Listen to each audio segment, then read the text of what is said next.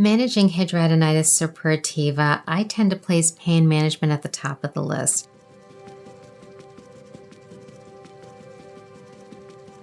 Ultimately, as the skin expands with these deep-seated, painful nodules, there's fluid that builds up in the tissue. The skin stretches. It's that stretch on the skin that we perceive as pain or tenderness. Until that pressure is relieved, the pain will persist.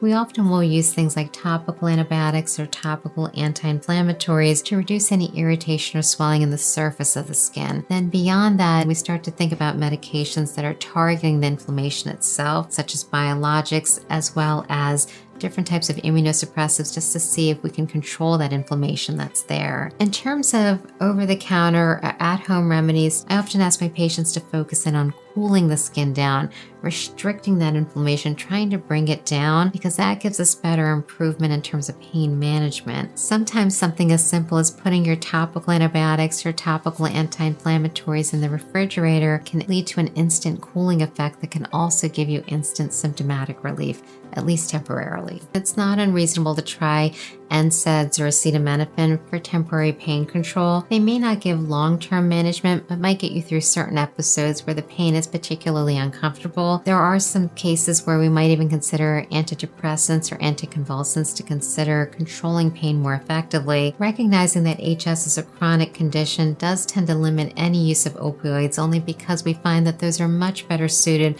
for acute pain episodes and not chronic pain management. When it comes to corticosteroid injections for HS, we do find that there's a benefit that might give quick symptomatic relief. Definitely not a long-term strategy, but for targeted intervention for areas that are particularly uncomfortable, we might find success there. If you present with a lot of discomfort from a particular lesion, we can incise and drain some of those lesions directly in the office.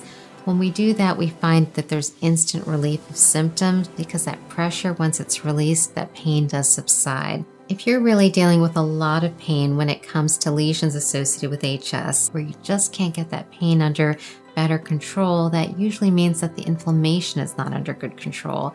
That's when we talk to you about different types of interventions, different types of anti-inflammatories, that we start to work our way through the options to figure out which one is best suited for your condition.